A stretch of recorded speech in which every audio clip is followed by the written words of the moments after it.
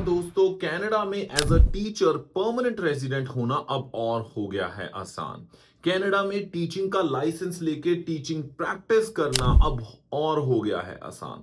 पहले ये प्रॉब्लम आ रही थी कि बहुत सारे जो टीचिंग फील्ड के लोग थे किसी कोई और एक्सपीरियंस गेन करके दूसरे फील्ड्स में जा रहे थे। आप इंडिया में इस वक्त टीचर हो और आप कनाडा में एज अ टीचर ही काम करना चाहते हो और पीआर लेना चाहते हो, तो क्या रहेगा आपके लिए पाथवे, कैसे हो गया आपका रास्ता आसान? अगर आप ये जानना चाहते हैं तो हमारे साथ देखिए आज की ये पूरी अंत तक ये वीडियो।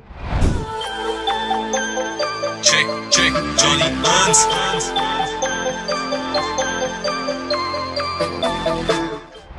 जी हाँ दोस्तों, नमस्कार, आदाब, सत श्री अकाल। मैं हूं जॉनी हंस, लेके हाजिर हूं आज की एक खास वीडियो। इस वीडियो में हम बात करने वाले हैं कि कनाडा ने जो स्पेशल इनिशिएटिव शुरू किया है, जो इंटरनेशनली ट्रेन्ड टीचर्स हैं, जैसे अगर आपके पास इंडिया, पाकिस्तान, दुबई, सिंगापुर, इन कंट्रीज में एज अ टीचर एक्सपीरियंस है, तो उस एक्सपीरियंस को यूज करके आप अपनी फैमिली को परमानेंटली कनाडा कैसे मूव करवा सकते हो।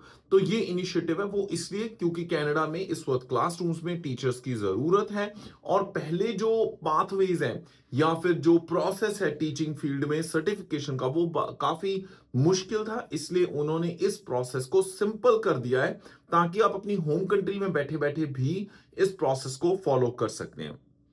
तो इसको कहते हैं पाथवेज टू टीच कनाडा। अगर हम ये बात करें, ये सिर्फ उनके लिए है जो टीचर्स दूसरी कंट्रीज में बैठे हुए हैं और अब तक उनके पास कनाडा का टीचिंग का लाइसेंस नहीं है। आपको पता है कि टीचिंग ऐसा प्रोफेशन है कनाडा में जो कि लाइसेंस्ड है, यानी अगर आपको प्रैक्टिस करना है आपको लाइसेंस की जरूरत है, और जब तक आपके पास लाइसेंस नहीं है आपको कॉलेजेस या स्कूल्स जो हैं वो जॉब नहीं दे सकते। जब तक वो जॉब नहीं दे सकते आपकी पीआर नहीं हो सकती। तो इसलिए ये सारे चक्कर को काटने के लिए नया जो पाथवे है, that is pathways to teach Canada, launch किया गया है। इसकी अगर मैं बात करूं कौन सी प्रोविंसेस है जो पार्टिसिपेट करेंगे, तो आप नोट कर लीजिए। इसमें जो प्रोविंसेस पार्टिसिपेट करेंगे इस प्रोग्राम में वो है British Columbia, Manitoba, new Brunswick, new फाउंडलैंड and Labrador, north west territories, Nova Scotia, नूनावुत, Prince Edward island और सस्कैचुअन। मैं ये भी बता दूं कि क्यूबेक इस प्रोग्राम का हिस्सा नहीं है,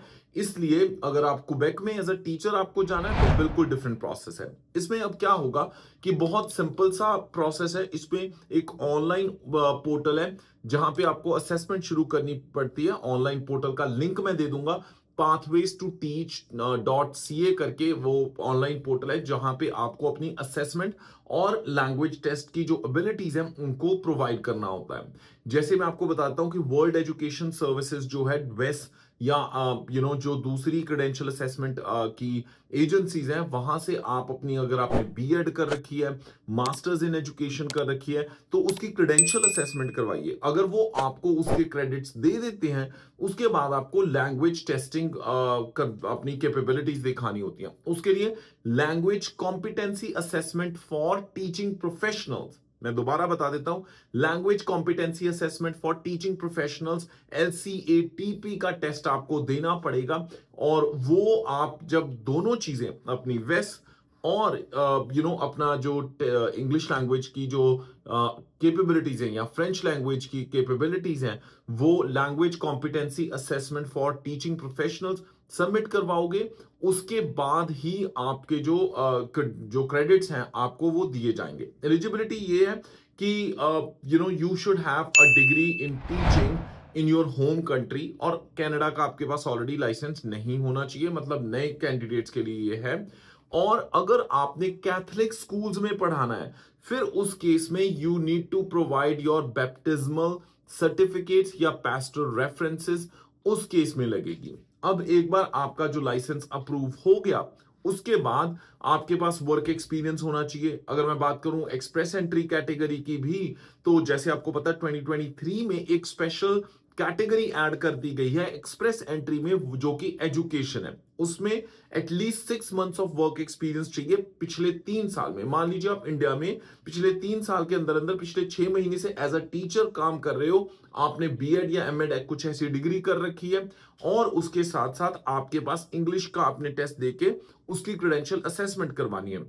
आपको पता है जो पहला ड्रॉ था वो मई 2025 में अभी निकला है, उसमें 1000 कैंडिडेट्स को इनविटेशन आए हैं और CRS score was very less, 479 यानी 479 था वो, जो कि काफी कम स्कोर है कनेडियन एक्सपीरियंस क्लास के ड्रॉज के मामले में। तो ये काफी अच्छी पॉसिबिलिटीज है। एक बार आपके पास लाइसेंस आ जाता है तो जो स्कूल्स है रिमोट एरियाज के, वो अगर आपके पास कनेडियन इक्विवेलेंसी है एजुकेशन की, आपके पास लाइसेंस है एजुकेशन का, तो आप एलएमआई के ऊपर भी एज अ टीचर आ सकते हो कनाडा में। तो ये पॉसिबिलिटी है। एक बार 6 महीने का एक्सपीरियंस गेन कर लीजिए, उसके बाद आप एक्सप्रेस एंट्री में भी अपनी फाइल लगाइए, तो वहां पे भी आपकी जो परमानेंट रेजिडेंसी उसकी पॉसिबिलिटीज बढ़ जाती है। ऐसे ही जो फॉरेन वर्कर्स हैं यहाँ पे आए हुए हैं, जिनके पास टीचिंग का एक्सपीरियंस है पिछले 3 साल में, 1 साल का एक्सपीरियंस है या 6 महीने का, जितना भी एक्सपीरियंस, अगर आपके पास टीचिंग का एक्सपीरियंस है प्लस टीचिंग की डिग्रीज हैं, उनकी वेस्ट करवा लीजिए। उसके बाद आप जो लैंग्वेज कैपेबिलिटी का टीचर्स के लिए टेस्ट है उसको दे दीजिए। उसके बाद आप अपनी जॉब शुरू कीजिए। आपको एक बार लाइसेंस मिल गया और आप अपनी डायरेक्ट पीआर अप्लाई कर सकते हो। आपको कनाडा में अगर आप टीचर के तौर पे आना चाहते हैं तो कमेंट सेक्शन में कमेंट करके बताइए, लिखिए टीचर्स, या फिर बताइए आपके पास टीचिंग का किस तरह का एक्सपीरियंस है और कौन से ऐसे टॉपिक्स हैं जिनके ऊपर आप चाहते हैं कि हम वीडियोस लेके आएं। और अगर आपको चैलेंज आ रहा है कनाडा में आने में, तो क्या चैलेंज आ रहा है उसको कमेंट्स में हमें बताइएगा।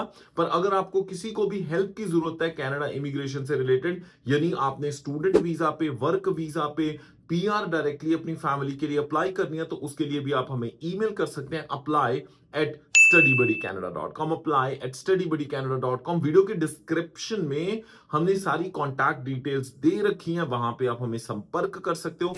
इसी के साथ मैं जॉनी हंस फिलहाल लेना इजाजत। हंसदे मुस्कुराते रहो जी, रब राखा।